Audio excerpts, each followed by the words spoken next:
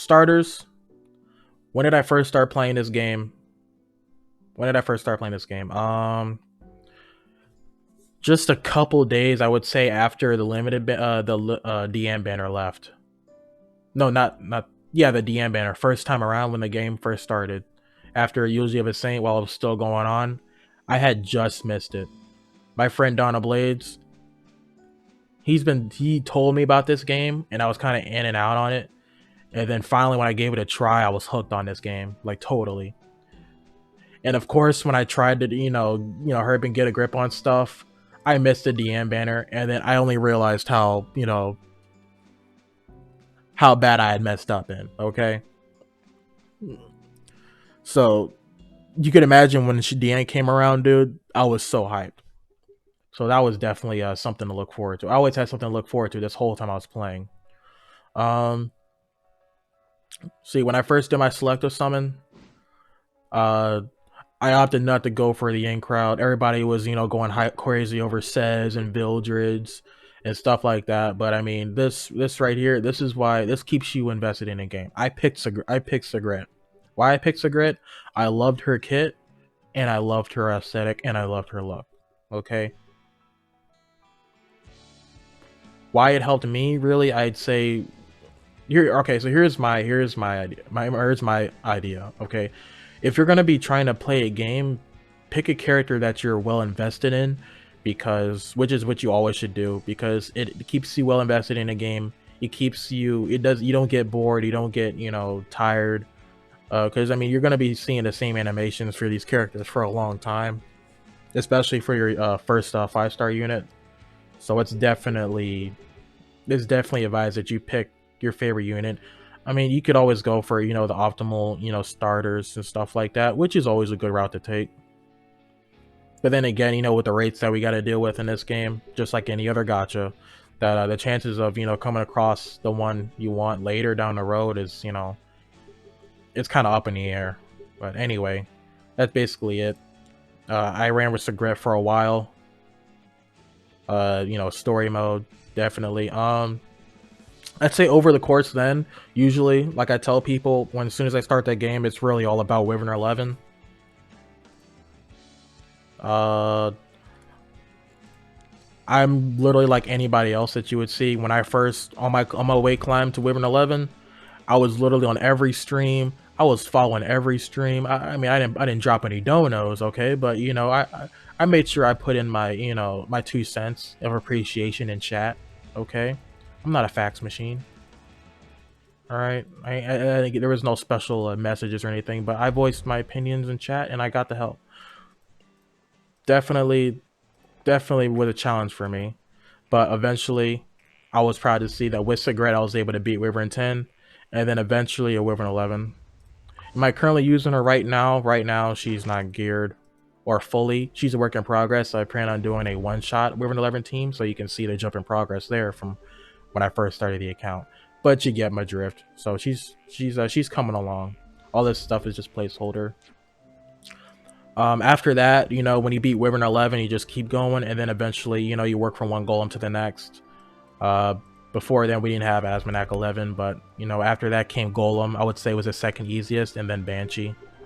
So, fast forwarding then, as far as acquiring gear and stuff like that, definitely definitely was able to knock these out, especially much accomplishments. These are, I feel like, your first like trials of the game, is getting these knocked out, because that's where everybody gets their gear from, or at least the predominant amount of gear.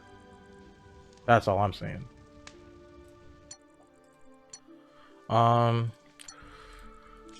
Let's see. Let's talk about the guild. This is my guild, Affinity. I've been rolling with them for a while. They've been pretty cool to me. Really, a lot of good, fun people in the guild. We got a Discord. I mean, like, what else is? Oh, I have not even done my world boss yet. Jeez, I gotta come back to that. Definitely plenty of people up in there that helped me out through answering questions and stuff like that. One thing I would say is if you're starting a game, it helps to get into a guild, especially if they're really interactive with you, because then they could really give you a boost in progression, for answering all those questions that you might have about the game. That definitely helped a ton. So big ups to these guys, to everybody in the guild that helped out. They're a really big help for me.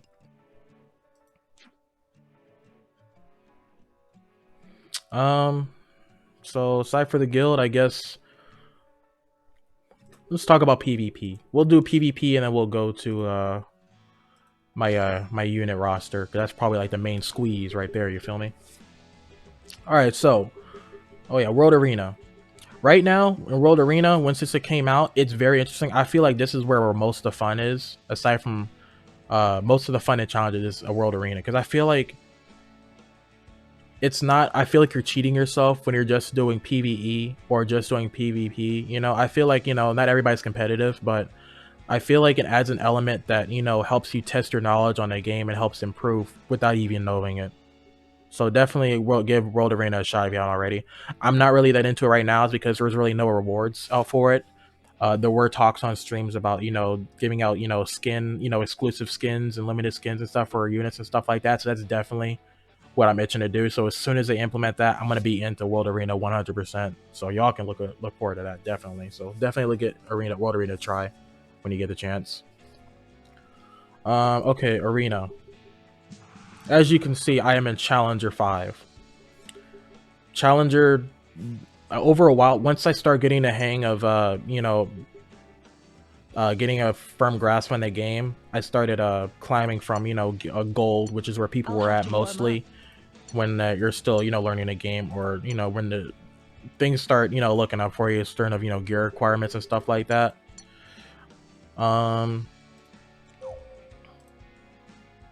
But over time, everybody started off from the bottom. Then once they got an idea of like how the game was played, then I started moving up.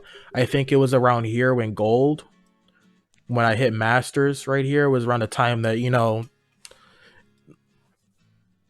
it became really clear that speed was like the real determining factor in your team's assurance in winning, going up against units, because usually, I mean, that's just how it is. Like, really not, it's a simple premise to understand. You go first, you get to make your moves first, you get to make your plays first, and you win usually. Like now we have, there's some, counter turn 2 teams, but usually those all involve, moonlight units like Ruel, or, with revive options, make Chloe, etc., etc. And not everybody's got those, and neither do I. So I mean, that wasn't definitely an option, but over the time I got some speed units, I got some characters that definitely helped out too. Around the time when Guild War came out, or not Guild War, the Guilty Gear collaboration came out, I got Dizzy. And after Dizzy came out, everybody got Dizzy. Dizzy was all over Masters, then Challenger, and then eventually Champion. Everybody was using her at the time. And then, really the name of the game was just slap on as much speed as you can. If you went first, you won. So that was basically it. So right around then, I hit Masters. I feel, I got a good grips of, the basic meta and stuff like that. Eventually, I pushed to Challenger, after I start getting better gears and acquiring more units. Here's my thing on why I haven't really bothered pursuing Champion yet. Legend, I mean, that's probably out of the question. The thing is, with the difference between Challenger and Champion is that it is not the same as the difference between Masters and Challenger.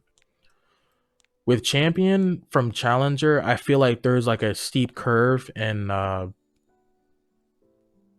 gear requirement, as well as unit acquisition.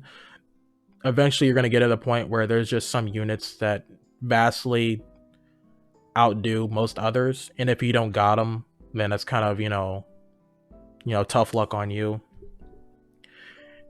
And then at that time too, again, the established meta becomes way more noticeable here up higher.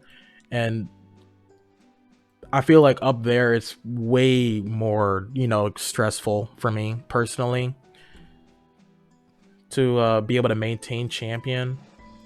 because like it becomes more difficult because I mean you got to have the units and you got the gear, then the changing meta, the meta changes over time.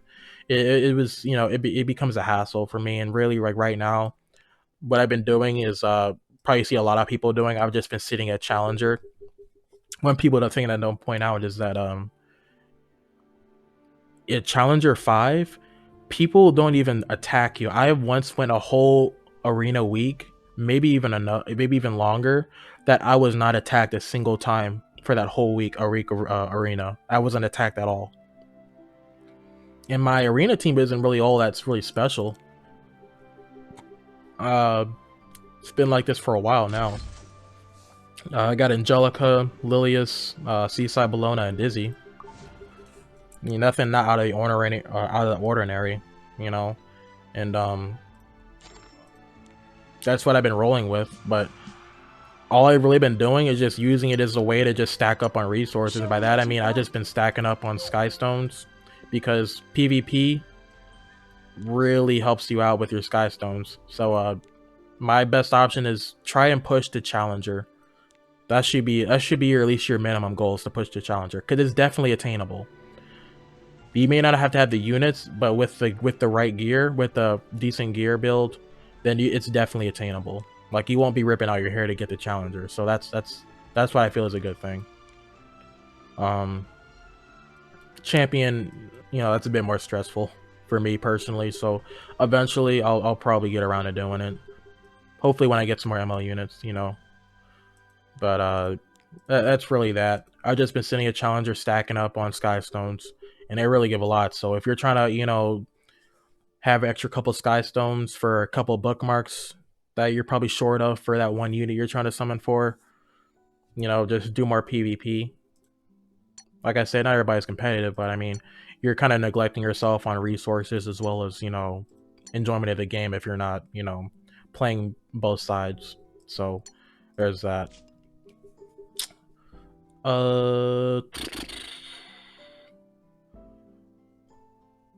I mean, I guess besides anything else, Sanctuaries usually looks the same about as anybody else's. Get all these unlocked and basically use this to, I keep one slot for Penguins because I use it for the daily challenge, and then the Spirit Altar for more doggos to fuse.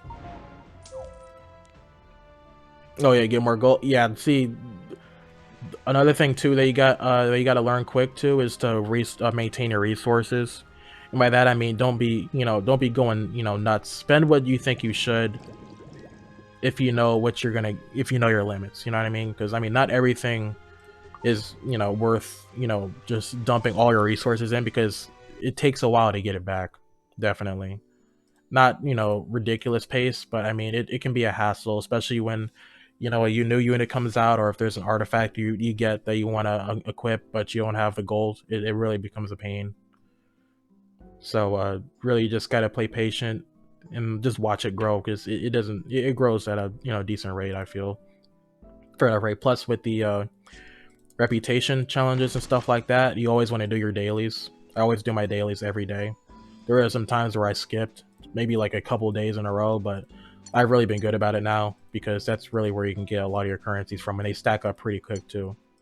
Especially with the free bookmarks every day. Can't miss out on that. You're just like, every week is a free summon. Like, come on, man. Let's go ahead and talk about the units. Units, they've grown over time. Definitely like came in clutch on some pulls. When Luna first came around, I definitely, caught attention of what she could do. So I definitely pulled for her. Don't think I want to share with, how many links I had to go through to get her. But definitely worth a pull. Sagret, I had her. She was my first 5-star. Glad I had her. Soul Bad Guy. This is a good example of units that you can get for free. Always try and get those, because they're free to play friendly. Like this unit right here is very useful, because his S3, it scales to enemy max health, so very versatile, very helpful in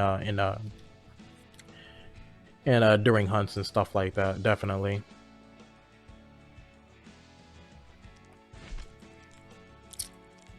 Like, one thing you'll notice, I got a couple limited units. I think I'm only missing one limited unit for the Guilty Gear collab, and that's Baiken. I passed up on her because, you know, I kind of passed on the hype. People weren't saying that she was all that, and I decided to go with it, and I skipped out on her. Yeah, Soul Bad Guy is a free unit that we got during. He was part of the side story. Like, if you finish the side story for Guilty Gear collaboration, he was a free unit, and he gave you enough copies. Like, they gave you multiple copies of Soul Bad Guy to where you can have him fully triple S imprinted. Yeah, here's Dizzy. I got Dizzy. She definitely impacted the meta as soon as she dropped. Probably, I don't think there has been a single unit that really like completely like did like a full 180 shift into the PvP meta like Dizzy did, especially for PvE too. Like, that's where I feel like, you know, units that definitely are versatile in both PvE and PvP, I feel like are the most important units in the game, and definitely the ones you should sought after the building first. Diane, when that rerun banner finally came, I don't know how happy. I couldn't tell you how happy I was. Definitely went for her as soon as that banner went live. I pulled for her, and I'm happy to say that I got her now. Your friendship's almost at 10. We're getting there, so yep. Falconer Clary, not using her recently. But before then, there was a time when she was very meta. They nerfed her, but you know, I feel like she still has her own job. Like, she still does what most people. She has 100% dispel plus, you know, the provoke and defense break and AoE heals, and she's really fast too. So I feel like she's still unique and she has her uses. And then yeah, over time, you know, you just get more units. I got some, you know, some luck on some Moonlight units after some events they gave back. Anytime they have events and stuff, you want to take advantage of. I got some Moonlight units that have been 5-star that I'm currently, you know, that are on a back seat right now that I'm still using. There's still units that you don't even have to 6-star them to get full use out of them. Like, if you got a long list of units you get, which you're going to have, because it's... The thing is with unit acquisition is that you get units way faster than you do get gear. And that's one thing people should, you know, really understand. So just, you know, have like one you know, goal set in mind for one unit, whether that be, you know, PvP comps, or there's a certain piece of PvE content that you're trying to improve on. That'll determine really how, if you're confused on what, you know, character you want to go for in 5-star, 6-star. That's definitely made it easier for me to you know who to build next. And then of course too, you're gonna get new units, and then you get a whole bunch of dupes. We got the item storage update not too long ago, so definitely eases up on the storage for your units and storage space. Yeah, overall,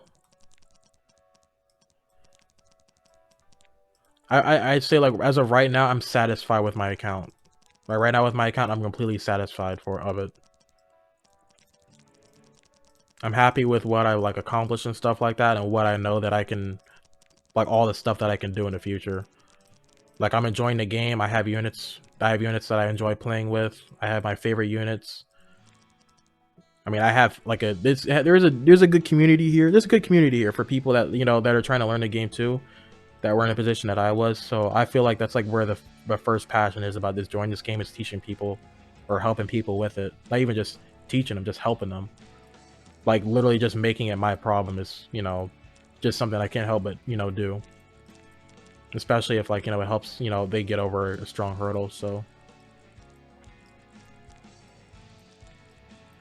definitely happy with what I got.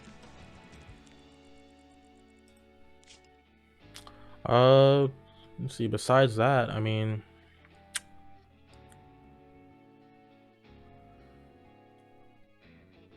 see, what else is there to show? Anything else I could show? I mean, Abyss floor? Could always do a Bliss floor.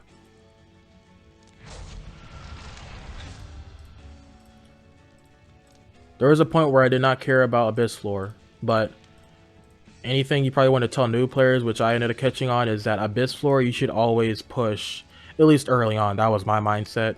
always push as far as you can and just keep climbing, because the farther you go, the more rewards you bank on, and the further you can progress.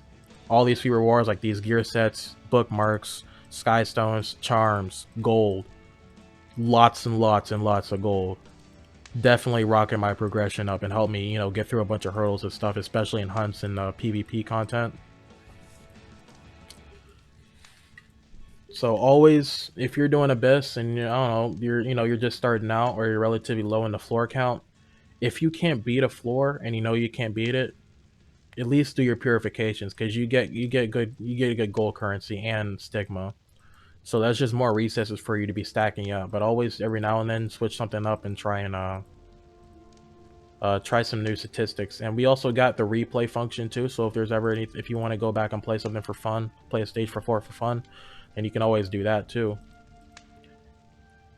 And I could have sworn there was a function where you could look at the statistics and look at the teams that they used for oh, here, right here. If you're also having trouble with what floors, you can also look at the team variations that they use that maybe you could try using for yourself. That could probably help you out. We'll see the same units up here, because there's some units that do the job more than others, as you can see.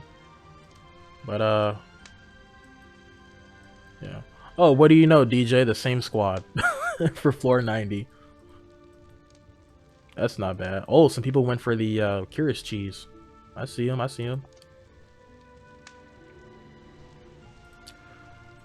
But yeah, just get as high as you can. I got 3 more floors to do. I think I can. I'm pretty sure I can do it. It should be a no-brainer. I got chat in here definitely to help me out.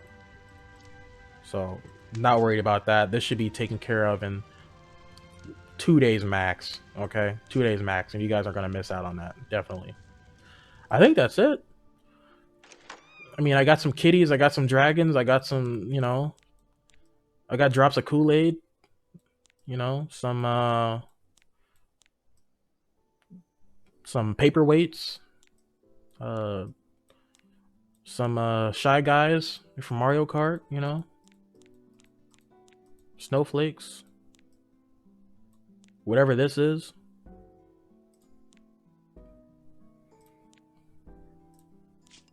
Yeah, I mean, specialty change. I'm currently working on Helga, almost there. Just need some proof of courage, which they come by. They come by ever so often, so you can't really do nothing about that. But overall, I'm working on these hero spec changes eventually. After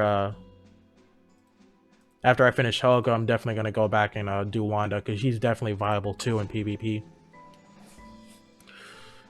But I mean, I think I